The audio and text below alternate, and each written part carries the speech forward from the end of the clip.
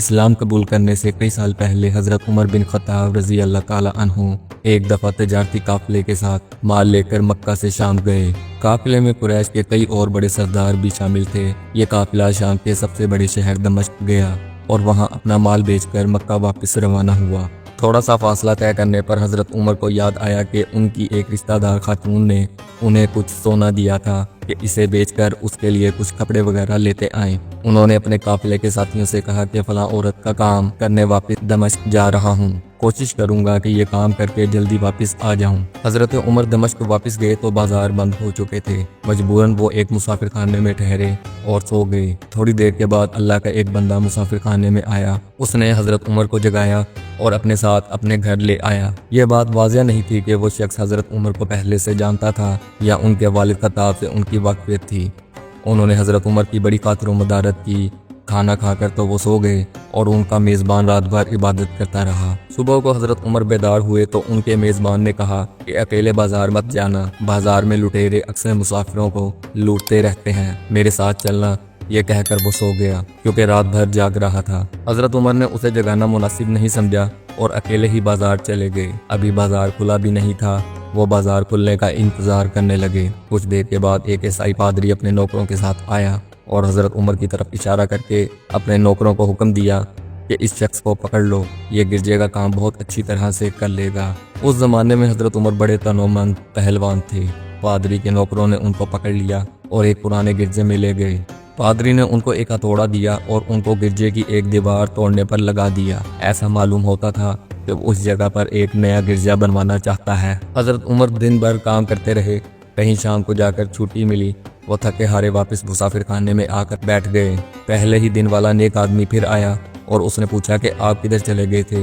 حضرت عمر نے اسے سارا قصہ بتا دیا۔ وہ شخص آج بھی ان کو اپنے گھر لے گیا اور ان کی بڑی خاطر و مدارت کی اور انہیں تاکید کی کہ کل بازار جاتے وقت مجھے ساتھ لے جانا۔ اس کے بعد وہ عبادت میں مشغول ہو گیا اور حضرت عمر سو گئے۔ دوسرے دن حضرت عمر بیدار ہوئے تو اپنے نیک میزبان کو سوتے پایا۔ انہوں نے اب کی بار بھی اس کو جگانا مناسب نہیں سمجھا اور اکیلے ہی بازار چلے گئے۔ اتفاق سے پھر وہی پادری اپنے نوکروں کے ساتھ آیا اور حضرت عمر کو پکڑ کر ساتھ لے گیا۔ ان کو غصہ تو بہت آیا، لیکن کیا کرتے، غیر ملک میں وہ اکیلے تھے اور کوئی ہتھیار بھی پاس نہیں تھا۔ دوسری طرف پادری کے ساتھ 7-8 نوکر تھے اور وہ سب ہتھیار بند تھے۔ پہلے دن کی طرح ہی حضرت عمر ہتھوڑے کے ساتھ گرجے کی دیوار توڑتے رہے۔ جب دھوپ تیز ہوئی تو پادری اور اس کے نوکر انہیں کام میں مشغول دیکھ کر چلے گئے اور حضرت عمر دیوار کے سائے میں دم لینے کے لیے بیٹھ گئے۔ اتنے میں وہ پادری گھوڑے پر سوار چپکے سے آیا اور حضرت عمر کے سر پہ ضرب لگائی اور کہا کہ ہم سب گھر گئے تو تم نے کام ہی چھوڑ دیا۔ اب حضرت عمر کو صبر کی تاب نہ رہی۔ انہوں نے ادھر ادھر نظر دوڑائی، ہر طرف سناٹا تھا۔ انہوں نے پادری کو گھوڑے سے کھینچ کر نیچے کر لیا اور اس کے سر پر ہتھوڑے مارنا شروع کر دیے۔ وہ بہت چیخا چلایا لیکن اس کی مدد کے لیے کوئی نہیں پہنچا۔ حضرت عمر نے ٹوٹی ہوئی دیوار کا ایک بھاری ٹکڑا اٹھا کر اس کے سر پہ دے مارا۔ وہ پہلے ہی زخمی تھا، اب اس نے دم دے دیا۔ اس کو مرتے دیکھ کر عمر تیزی سے بھاگ کھڑے ہوئے اور جس راستے سے دمشق آئے تھے وہ راستہ چھوڑ کر ایک دوسرے راستے پر چل پڑے۔ شہر سے کافی دور انہیں ایک خچر پر سوار روگی ملا جو روم سے تعلق رکھتا تھا۔ وہ ان کے ساتھ چلنے لگا۔ وہ کچھ باتیں کرنے لگا لیکن نہ حضرت عمر ان کی زبان سمجھتے تھے اور نہ وہ ان کی زبان سمجھتا تھا۔ اس نے یکا اپنی تلوار پر ہاتھ ڈالا۔ حضرت عمر سمجھ گئے کہ وہ ان پر وار کرنا چاہتا ہے۔ انہوں نے فوراً ہی خچر سے اسے کھینچ لیا اور اس سے تلوار چھین کر ایک ہی وار میں اس کا کام تمام کر دیا۔ پھر آپ خچر پہ سوار ہو کر آگے چلے۔ اس کے بعد کیا ہوا اس کا حال خود حضرت عمر نے بیان کیا ہے کہ اس جگہ سے روانہ ہو کر میں ایک گرجے پہنچا، یہاں عیسائیوں کی ایک جماعت رہتی تھی۔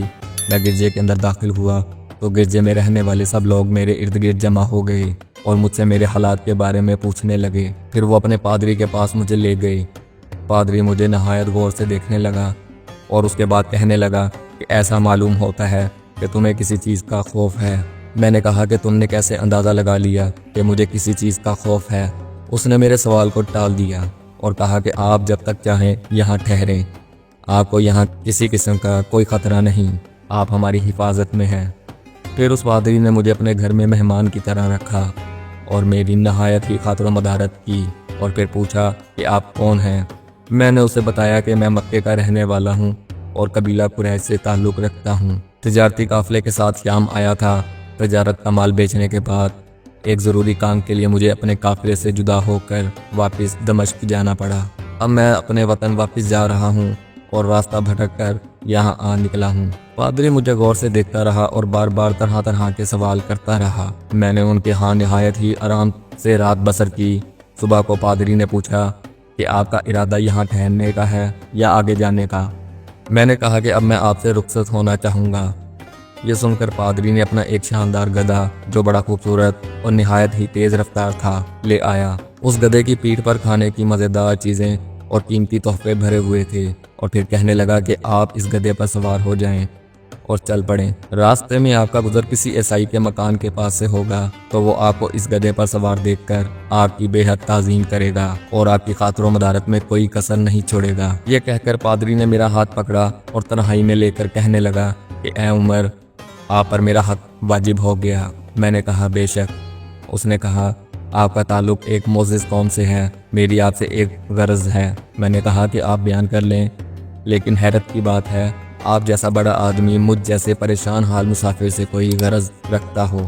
اس نے بڑے یقین بھرے لہجے میں کہا کہ سنیں، میں ایک ایسا آدمی ہوں جسے اللہ نے آسمانی کتابوں کا علم عطا کیا ہے۔ میں نے آپ کی ذات میں بہت سی ایسی نشانیاں دیکھی ہیں جو یہ ظاہر کرتی ہیں جب ایک مقررہ مدت پوری ہو جائے گی تو حالات میں زبردستی تبدیلی آئے گی۔ اس وقت آپ ہمارے ملک کے حاکم بن جائیں گے اور یہاں کے سب شہروں میں آپ ہی کا حکم چلے گا۔ اس کے بعد پادری نے اپنی جیب سے دوات، قلم اور کاغذ نکال کر کہا کہ میری غرض یہ ہے کہ آپ اس کاغذ پر لکھ دیں کہ اس گرجے اور اس کی جائیداد پر کسی قسم کا کوئی موصول لاگو نہیں کیا جائے گا۔ میں نے حیران ہو کر پادری سے کہا کہ آپ مجھ سے مذاق تو نہیں کر رہے؟ اس نے کہا کہ قسم ہے اس ذات کی جس نے عیسیٰ علیہ السلام پر انجیل نازل فرمائی، میں جو کچھ کہہ رہا ہوں وہ بالکل سچ ہے۔ آپ مہربانی کریں اور میری درخواست قبول فرمائیں۔ میں نے پادری کی باتوں کو اس کا وہن سمجھا اور جیسے اس نے کہا میں نے اسی طرح کاغذ پہ اسے لکھ کر دے دیا۔ اس کے بعد گدھے پر سوار ہو کر چل پڑا۔ راستے میں مجھے کئی جگہ پر عیسائیوں کی جماعتیں ملیں۔ انہوں نے مجھے ایک پادری کے گدھے پر سوار دیکھ کر میری بڑی خاطر و مدارت کی۔ میں اس طرح جگہ جگہ عیسائیوں کا مہمان بنتا تبوک تک پہنچ گیا۔ اللہ کی شان، جس تجارتی قافلے کے ساتھ میں گیا تھا وہ کافی دیر میرا انتظار کرنے کے بعد اسی جگہ سے چل پڑا تھا جہاں میں نے اسے چھوڑا تھا اور اب تبوک میں ایک کنویں کے قریب ڈیرا ڈالے ہوئے تھے۔ قافلے والے میرے ساتھی مجھے دیکھ کر میری طرف دوڑ پڑے اور مجھ سے مل کر بہت خوش ہوئے اور کہنے لگے اے ابن خطاب، ہم لوگ تمہارا انتظار کرتے کرتے بالکل مایوس ہو گئے تو ہم نے اس مقام کو کوچ کر دیا جہاں سے تم واپس دمشق گئے تھے، مگر تمہارے بارے میں ہم سخت پریشان تھے۔ یہ تو بتاؤ کہ اتنے دن تم کہاں رہے؟ میں نے وہ تمام حالات بیان کیے جو مجھے پیش آئے، لیکن پادری سے جو میری گفتگو تنہائی میں ہوئی وہ بالکل ظاہر نہیں کی، کیونکہ میں پادری کی اس باتوں کو اس کا وہن سمجھتا تھا اور اس کے عقیدے کی کمزوری سمجھتا تھا۔ قریش کے ایک سردار ابو سفیان بھی اس قافلے میں شامل تھے۔ انہوں نے مجھے شاندار گدھے پر سوار دیکھ کر کہا ارے تم لوگ اس نوجوان کی اقبال مندی تو دیکھو، اسے کسی ایسے میدان میں چھوڑ دیا جائے جہاں نہ پانی ہو نہ سبزہ، پھر بھی اسے رزق مل جائے گا۔ پادری نے مجھے رخصت کرتے وقت کہا تھا کہ جب میں اپنے ساتھیوں کے پاس پہنچ جاؤں اور گدھے کی ضرورت نہ رہے تو اس کی رسی کو مضبوطی سے باندھ کر گدھے کو اسی جگہ پر چھوڑ دو، لہٰذا میں نے ایسا ہی کیا۔ یہ دیکھ کر ابو سفیان نے کہا کہ ارے تم نے کیا کر دیا؟ گدھے کو ایسی جگہ پہ چھوڑ دیا جہاں چور چکے اور درندے اکثر گزرتے رہتے ہیں۔ میں نے کہا اس کے مالک نے مجھے ایسے ہی کرنے کی ہدایت کی تھی، وہ اس کی عادتوں سے زیادہ واقف ہے۔ اب وہ جگہ گدھے والا کنواں کے نام سے مشہور ہے۔ وہاں سے روانہ ہو کر ہمارا قافلہ مکہ پہنچا۔ میری اور پادری کے درمیان جو گفتگو ہوئی تھی وہ مجھے بھلائے نہ بھولتی تھی۔ پہلے تو کئی دن تک میں نے اسے اپنے دل میں ہی رکھا، پھر مجھ سے ضبط نہیں ہوا اور یہ راز میں نے اپنے رشتہ دار خاتون کے سامنے ظاہر کیا جس نے مجھے سونا دیا تھا۔ وہ بڑی عقل مند خاتون تھی اور اس نے مجھ سے کہا کہ اے ابن خطاب، میں تمہارے بچپن ہی سے تم میں اچھی نشانیاں دیکھ رہی ہوں۔ جب تم بہت چھوٹے بچے تھے تو میں نے ایک دفعہ خواب میں دیکھا کہ تم لمبے ہوتے جا رہے ہو اور تمہارا قد اتنا لمبا ہو گیا ہے کہ اس نے آسمان کو چھو لیا ہے۔ یہ دیکھ کر میں نے خواب میں کہا ارے یہ میرے بچے کی کیا حالت ہو گئی ہے۔ کسی نے کہا یہ لڑکا دنیا اور آخرت میں بھلائی پانے والا بنے گا۔ جاہلیت کے زمانے میں اس قسم کی باتوں کا مطلب میری سمجھ میں نہیں آتا تھا۔ مکہ میں ایک شخص اہل کتاب یعنی یہود و نصارہ میں سے تھا جو بہت گمنام تھا۔ عام لوگ تو اس سے واقف بھی نہیں تھے، لیکن قریش کے کچھ سردار اسے پہچانتے تھے اور اس کی بہت عزت کرتے تھے۔ ایک دن دوپہر کے وقت میں اس کے یہاں گیا اور اسے جا کر کہا کہ میں آپ سے چند باتیں کرنا چاہتا ہوں اور چاہتا ہوں آپ اسے اپنے دل میں راز بنا کر رکھیں اور کسی کے سامنے ظاہر نہ کریں۔ اس نے ایسا کرنے کا وعدہ کیا تو میں نے اپنے سفر کے تمام واقعات اس کے سامنے بیان کر دیے اور اپنے رشتہ دار خاتون کے خواب کا بھی ذکر کیا۔ جب میں اپنی گفتگو ختم کر چکا تو اس نے کہا، اے ابن خطاب، جس کو تم نے محصول کی معافی کا وعدہ لکھ کر دیا ہے وہ اس زمانے میں عیسائیوں کا سب سے بڑا عالم ہے۔ جو کچھ اس نے کہا وہ سب سچ ہے اور جلد ہی وہ سچ تمہارے سامنے آ جائے گا۔ جہاں تک تمہاری رشتہ دار خاتون کے خواب کا تعلق ہے تو اسے یہ ظاہر ہوتا ہے کہ مکہ میں ایک بہت بڑا انقلاب آئے گا، زمانہ ایک نئی صورت اختیار کرے گا اور آنے والے زمانہ کے آسمان اور زمین بدل جائیں گے۔ میں وہاں سے گھر چلا آیا اور اس کی ساری باتیں اپنے دل میں لیے رہا۔ تھوڑے ہی عرصے کے بعد قریش کی مجلسوں میں آپ صلی اللہ علیہ وآلہ وسلم کا ذکر ہونے لگا۔ یہ لوگ اس بات پر چڑھتے تھے کہ محمد صلی اللہ علیہ وآلہ وسلم اپنے آپ کو اللہ کا رسول کہتے ہیں، لوگوں کو بتوں کی پوجا کرنے سے منع کرتے ہیں اور ایک اللہ کو ماننے پر زور دیتے ہیں۔ جلد ہی اللہ تعالیٰ نے اسلام کو ظاہر کر دیا اور مجھے یقین ہو گیا کہ حالات وہی صورت اختیار کر رہے ہیں جس کی طرف آسمانی کتابوں کے عالم شام کے پادری نے اشارہ کیا تھا۔ نبوت کے چھٹے سال حضرت عمر نے اسلام قبول کر لیا اور رسول اللہ صلی اللہ علیہ وآلہ وسلم کے جانثار ساتھی بن گئے۔ 11 ہجری میں آپ صلی اللہ علیہ وآلہ وسلم نے اس دنیا سے پردہ فرمایا تو حضرت ابوبکر مسلمانوں کے پہلے خلیفہ بنے۔ 13 ہجری میں انہوں نے وفات پائی تو حضرت عمر خلیفہ بنے اور ان کے سفر نامے کی روایت کرنے والے راوی کا بیان ہے کہ حضرت عمر فاروق اپنی خلافت کے زمانے میں شام تشریف لے گئے تھے تو ایک بہت برا آدمی جس کے بال برف کی طرح سفید ہو چکے تھے عیسائیوں کی ایک جماعت کے ساتھ ان کی خدمت میں حاضر ہوا اور عرض کیا کہ اے امیر مومنین، کیا آپ مجھے جانتے ہیں؟ حضرت عمر نے فرمایا کہ اگر آپ شام کے فلاں نگر کے پادری ہیں تو میں آپ کو پہچانتا ہوں۔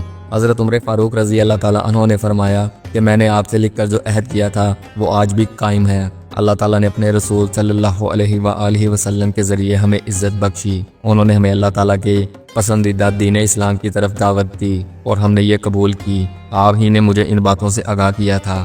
اب آپ کو کون سی چیز اسلام سے قبول کرنے سے روکتی ہے؟ بوڑھے پادری نے حضرت عمر کی باتیں سن کر اسی وقت اپنے ساتھیوں سمیت کلمہ پڑھ کر اسلام کی دولت حاصل کر لی۔